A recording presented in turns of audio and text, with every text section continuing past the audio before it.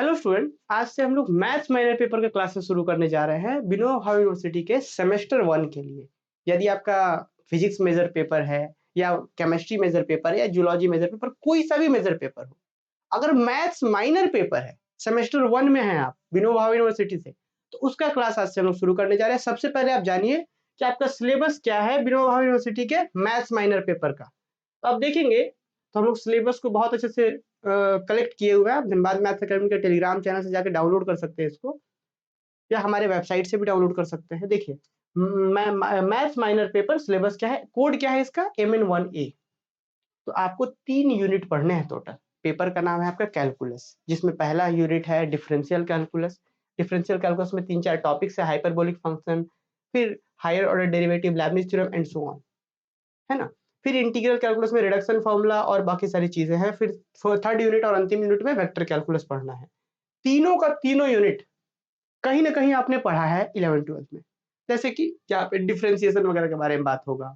फिर कुछ नया चीज भी है, hyperbolic function, L hospital rule नया चीज है। यहाँ पे बहुत सारी नया चीज भी आपको मिलेगा पढ़ने को, पर उससे कहीं ना कहीं कनेक्टेड है।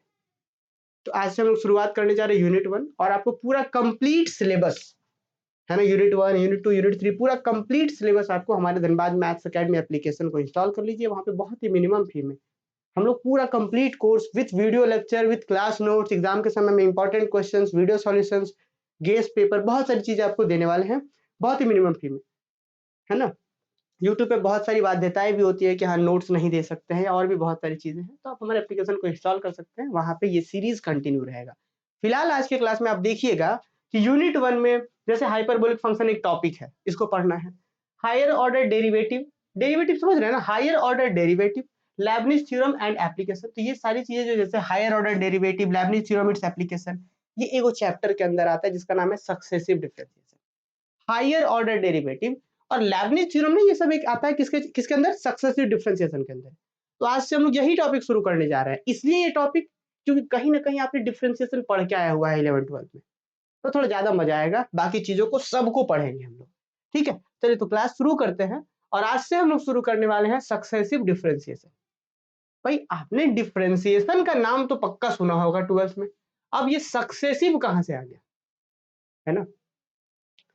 तो थोड़ा सा समझिए, देखिए, जैसे कि अगर हम आपसे ये कह दें कि भाई y is equal to F X, आप समझ पा रहे होंगे किसी एक फंक्शन के बारे में बात हो रहा है कि y equal to F X कोई फंक्शन है। एग्जाम्पल के लिए कि y equal to sine X एक फंक्शन है, y equal to cos X एक फंक्शन है, y equal to X square एक फंक्शन है, ठीक है ना। अगर हम आप सबसे कहें कि भाई ये फंक्शन का आप एक बार डिफरेंशिएशन कर दीजिए, तो क्या करेंगे आप बोलेंगे sir D Y by D X हो जाएगा। y का differentiation D Y by D X, क्योंकि किसी भी फंक्शन का अगर मान लीजिए y equal to F X एक फंक्शन है, तो y का एक बार डेरिवेटिव को, एक बार डिफरेंशिएशन को, डिफरेंशिएशन करने के बाद जो आता है उसको डिनोट करते हैं dy बाई डी एक्स से, है ना जी।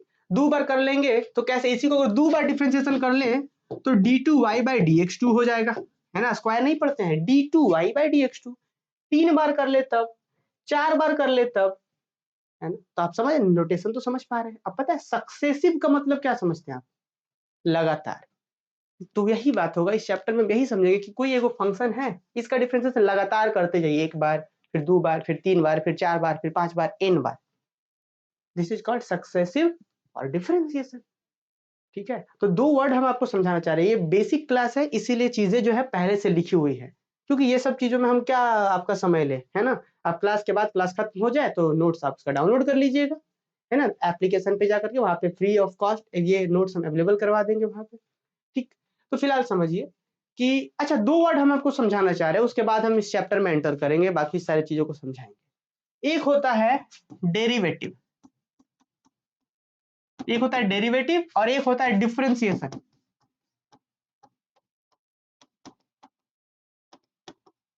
तो आप लोग समझिए कि डेरिवेटिव में और डिफरेंशिएशन में डिफरेंस है क्या, दोनों में अंतर कहाँ है। अगर हम आपसे ये कह दें स्टूडेंट कि y इक्वल टू, ऐसा हम दे देते x का पावर 5, ठीक है, एक फंक्शन है।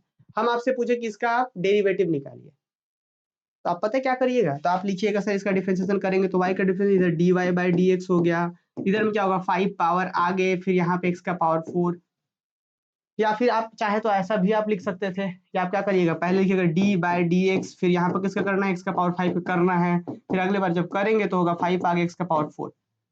तो देखिए फाइनल जो आंसर आता है, मतलब यहाँ पे जो dy/dx आ रहा है, ये जो आया है dy/dx आया है, ये जो क्वांटिटी लास्ट में आया है इसको बोलते हैं डेरिवेटिव। लास्ट में जो आंसर आता है dy/dx जो आया है, जो इसका जो वैल्यू आया है उसको बोलेंगे डेरिवेटिव। जो प्रोसीड्यूर अपनाए हैं, जो प्रोसेस है उसको बोलते हैं डिफरेंशिएशन, ठीक ना। तो ये होता है डेरिवेटिव और डिफरेंशिएशन का अंतर। तो फिलहाल अब थोड़ा सा ये नोट यहाँ पे समझते हैं हम लोग क्या है जी। सक्सेसिव डिफरेंशिएशन शुरू करें, इसका मतलब इसमें हम लोग करेंगे क्या कि ये फंक्शन होगा, एक बार, दो बार, तीन बार, चार बार लगातार डिफरेंशिएशन करेंगे। देखिए क्या है यहाँ पे, समझिए। नोट पहले समझते हैं, उसके बाद आगे बढ़ेंगे चैप्टर में। देखिए if y equal to fx is a function, कि अगर y इक्वल टू fx कोई फंक्शन हो, देन इट्स डेरिवेटिव, कौन सा डेरिवेटिव, तो ब्रैकेट में लिखा हुआ है फर्स्ट ऑर्डर वाला, then its derivative first order का इज डिनोटेड बाय dy/dx, कि अगर कोई y फंक्शन है तो उसका फर्स्ट डेरिवेटिव को dy/dx से डिनोट करते हैं, या y1 से करते हैं, या f डैश से करते हैं, etc, इस तरीके से हम डिनोट करते हैं। और आगे बढ़ते हैं। अच्छा क्या लिखा है, derivative of function represents slope of tangent. जब आप आगे जाएंगे आने वाले सेमेस्टर्स में देखेंगे तो बहुत डिटेल में हम बताएंगे उसको कि आखिर डेरिवेटिव का मतलब क्या होता है ना, डेरिवेटिव किस तरीके से टेंजेंट के स्लोप को रिप्रेजेंट करता है। फिलहाल हम बहुत डेप्थ में हम लोग नहीं जाएंगे, हम लोग मैथमेटिकल कॉन्सेप्ट पे रहेंगे, ठीक है। तो डेरिवेटिव क्या होता है, derivative of function represents slope of tangent या फिर रेट ऑफ चेंज रिप्रेजेंट करता है, ठीक है। फिलहाल आते हैं आगे इसका। अब आपके मन में सवाल आ सकता है कि सर डेरिवेटिव का रियल लाइफ में क्या यूजेज है।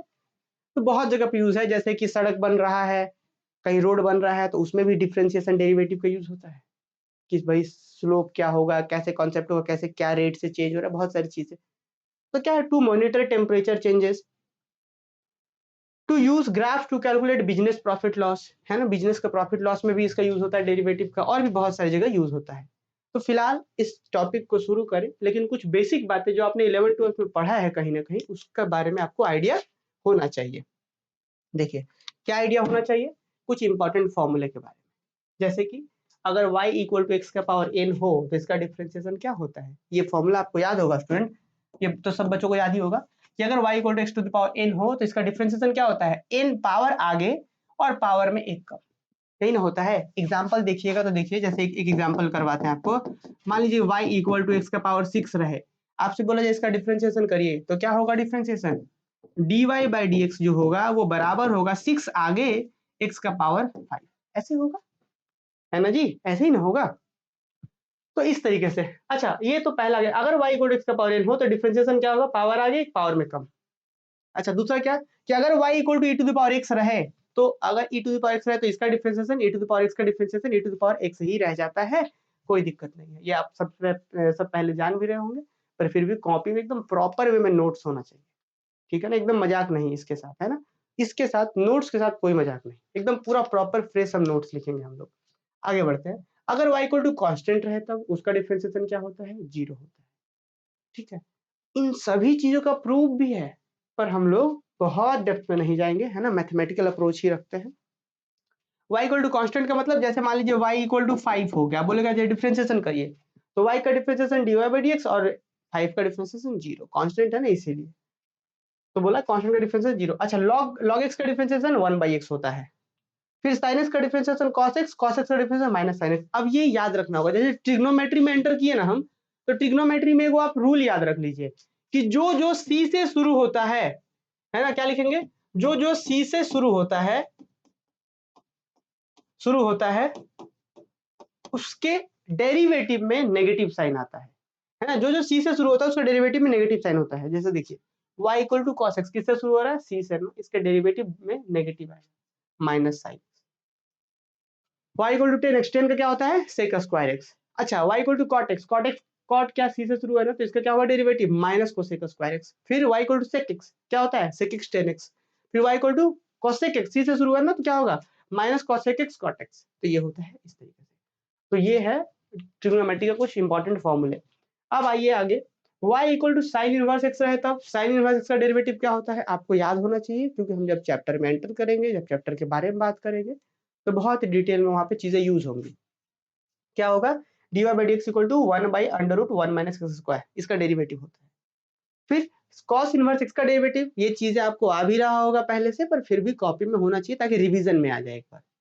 फिर अगर y equal to cos inverse x रहे तो क्या होगा, -1/√1 - x²। नेक्स्ट आइए, y equal to tan inverse x क्या होता है, 1/1 + x²। y equal to cot inverse x क्या होता है, dy/dx इक्वल टू -1/1 + x²। एक चीज ध्यान दे रहे हैं आप, जो साइन इनवर्स x का होता है वही cos इनवर्स के x का होता है, बस माइनस लग जाता है। जो साइन इनवर्स x का डेरिवेटिव है वही cos इनवर्स का भी है, बस माइनस लग रहा है। जो tan का है वही cot का है, बस माइनस लग रहा है। उस तरीके से आप यहाँ पे देखिए, जो sec इनवर्स का है वही cosec इनवर्स का भी है। जो sec इनवर्स का है यहाँ पे 1/x × √x² - 1, वही इसका भी है, बस क्या है, माइनस लग जा रहा है। बात समझ गए? तो ये सब चीजें तो आप समझ गए। अब मान लीजिए कहीं पे दो गो फंक्शन आपस में प्रोडक्ट होता रहे, तब डेरिवेटिव क्या होता है, याद है वो प्रोडक्ट रूल और फिर कोसेंट रूल। तो यहाँ पे प्रोडक्ट रूल के बारे में आपको समझाया गया है। देखिए, बोला जा रहा है कि अगर y equal to u into V कहीं पे रहे, u इंटू भी मतलब कि जैसे एग्जांपल के तौर पर मान लीजिए कि y इक्वल टू लिखा हुआ है यहाँ पे sin x और इंटू में लिखा हुआ है cos x, मतलब दो गो फंक्शन है x का, दोनों x का फंक्शन है, ये भी देखिए x में है, ये भी x में, x वेरिएबल में है। तो अगर ऐसा रहे और उसके बाद आपको डिफरेंशिएशन करने बोला जाए, तो पता है उस समय डिफरेंशिएशन क्या होगा। तब उस समय डिफरेंशिएशन होता है कि एक को रखिए पहले, फिर दूसरा का डिफरेंशिएशन कर दीजिए, प्लस जिसका डिफरेंशिएशन किए थे उसको आप रखिए और जिसको रखे थे उसका डिफरेंशिएशन करिए। यहाँ पे ये सब देखिए, यहाँ पे लिखा हुआ है कि अगर y equal to u into V रहे, where u and v are function of x, then कि तब dy/dx क्या होगा कि u को रख लीजिए, पहले वाले को रख लीजिए, चाहे किसी एक को रखिए, एक को हमने u को रख लिया, v का डिफरेंशिएशन dv/dx, प्लस v का किया था ना, v को रखिए, अब u को डिफरेंशिएट कर दीजिए। तो ये होता है प्रोडक्ट रूल। अब ये याद हो जाना चाहिए। अब जरूर नहीं है कि किसको पहले रख रहा है, किसी आपका कोई भी मन, क्योंकि दोनों पॉजिटिव है इसीलिए। अच्छा, एक एग्जांपल देखिए, जैसे y equal to x² into sine x, ये भी x का फंक्शन, ये भी x का फंक्शन, प्रोडक्ट में है, तो क्या करेंगे हम कि x² को रख लिए, साइन का डिफरेंशिएशन देंगे यहाँ पे d/dx, किसका, साइन x का, प्लस साइन x को रखेंगे और x² का डेरिवेटिव d/dx x²। और आपको पता है स्टूडेंट, x² ठीक है रह गया, साइन x का डिफरेंशिएशन क्या होता है, cos x हमने यहाँ लिख दिया, प्लस साइन x यहाँ पे ठीक है, x² का डिफरेंस क्या, पावर आगे और पावर में एक कम तो 2x, देखिए 2 आगे और x 2 में से एक कम तो 1, तो लिखेंगे नहीं। तो ये चीज हो गया, तो फाइनल देखिएगा यही आंसर होगा कि dy/dx इक्वल टू ये हो गया x² cos x plus 2x into sine x, 2x को आगे कर दिया। तो दिस इज आवर रिजल्ट। तो ये था प्रोडक्ट रूल। अब एक थोड़ा सा और आपको याद होना चाहिए, कोसेंट रूल, कि अगर हमारे पास फंक्शन में इस तरीके से हो कि y इक्वल टू x, जैसे ऊपर में हो sin x, कोई सा भी एक फंक्शन ऊपर एक फंक्शन नीचे, तब क्या बोलते हैं, कोसेंट रूल। कुछ ऐसा होता है कि अगर y इक्वल टू u/v रहे, जहां पे नीचे वाला जीरो नहीं होना चाहिए, अगर नीचे वाला जीरो हो जाएगा तब तो नॉट डिफाइंड हो जाएगा। इसीलिए if y equal to u/v रहे, where u and v are function of x, और क्या v नॉट जीरो, तब क्या बोलता है फॉर्मूला, तब फॉर्मूला कहता है कि नीचे वाले को पहले रखिए। जैसे इसमें तो कोई रेस्ट्रिक्शन नहीं ना था किसको रखना है किसको नहीं रखना है, इसमें रेस्ट्रिक्शन है कि सबसे पहले नीचे वाले को रखिए, ऊपर वाले का डिफरेंशिएशन du/dx, फिर ऊपर वाले को रखिए, नीचे वाले का डिफरेंशिएशन। देखिए ना कितना आसान है, नीचे वाले को रख के ऊपर का डिफरेंशिएशन माइनस, पिछली बार क्या था, प्लस था, प्रोडक्ट रूल में प्लस होता है, इसमें माइनस होता है, नीचे वाले को रखे, ऊपर का डिफरेंशिएशन, ऊपर को रखे, नीचे का डिफरेंशिएशन माइनस साइन के साथ, और क्या, फिर बटा दे करके, बाई दे करके नीचे वाले का स्क्वायर कर देना है यहाँ पे।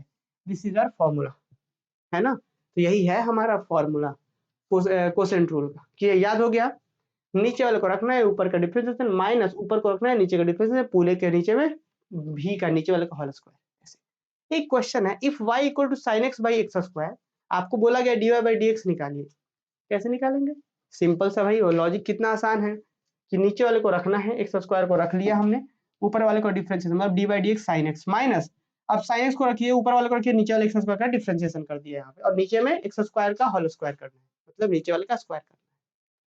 क्या दिक्कत है, x² ठीक है, sin x का डिफरेंस cos x, फिर यहाँ sin x रह गया, और x² का डिफरेंशिएशन 2x होता है, उसको आगे लिख दिए, नीचे में x का स्क्वायर क्या होता है जी, पावर आपस में गुना हो जाता है। तो this is your basic rule. तो यही हो गया हमारा dy/dx का आंसर।